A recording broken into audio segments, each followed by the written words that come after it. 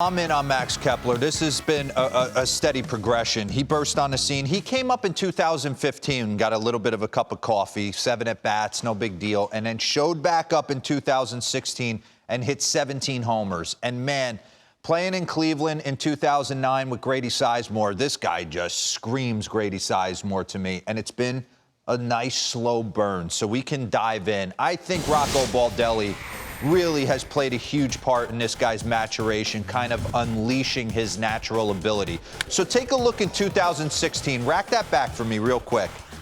Just want to take a look at guys, how they mature as hitters. Mindset, coming through the minors, then who unlocks them, and do they change anything at the plate as they continue to progress? Because you have some guys, man, my best friend at home, Brian McCann, I talk about this all the time. He used a different bat every time he went to the plate. I used a C271, 34, 31 and a half from the time I showed up to Eugene, Oregon in short season A-ball pretty much till I retired. So I wasn't a guy, I was a creature of habit. Other guys like to tinker. So I'd like to take a look at Max Kepler. This is him, his rookie year. Wide open stance, a little bit more crouched into his legs than what I'm seeing now. The barrel position is a little bit more top hand play, which is a little different from a lot of guys and how they go about it now. You see a lot of guys like Altuve's and the Mookie Bettses and the JD Martinez. It's almost a set it and forget it. Like they're putting it on plane and just turning. He's a little bit more top hand. So run this real quick. This is against Corey Kluber. So the power was always there. I mean, defense for days. It was just interesting kind of watching him come. And then here's Carlos Carrasco, another bridge on a 2-1, 93-mile-an-hour heater in Progressive Field. Take a look at him, side angle. Oh, okay, leave this here. Pause this. So in 2019, Rocco Baldelli takes over, and he said, I wanted to unleash this guy's natural ability. Because when you get to the big leagues, you try and fit the template of where you're hitting in the order. You do. You can't help it. When you're a rookie and you walk into an order like this, you try and fit in accordingly. So if you're hitting 6th or 7th, you're trying to pass the baton, drive in runs. If you're hitting 2, you're trying to set guys up like Nelson Cruz and Eddie Rosario and C.J. Cron. He stuck him, Max Kepler, in the leadoff spot. A guy who, by the way, you can run this. He saw 3.62 pitches per plate appearance last season, 7th fewest. He does not discriminate. This guy wants to swing the bat. By the way, in 0-0 counts, what did he hit? 292 with 10 homers last year.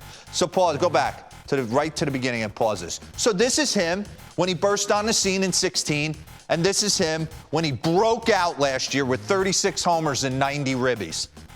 The only thing you really see is a guy who trusts himself a little bit more into his legs, sticking his nose in the fight. And here, he's kind of trusting himself. This is the look I always like if you can get to it. I know you see guys like Joey Votto, as they get older, they want to stick their nose in there. This is your most athletic position right here. You can run this. I mean, he's still in a great spot right there. Pause. Look at that. You want to talk about being stacked. You see about Christian Yelich yesterday with the Dr. DeRo talking about your rear end being up under you? That's completely stacked.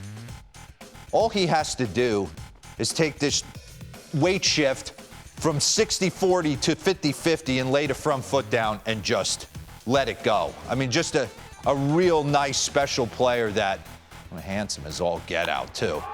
But he's gotten off to a great start. Lucas Giolito tried to sneak cheese on an 0-0 count, and he went bridge. That's what I love about the modern game right now. Listen, it leaves a lot to be desired as far as moving runners, getting bunts down, doing the little things.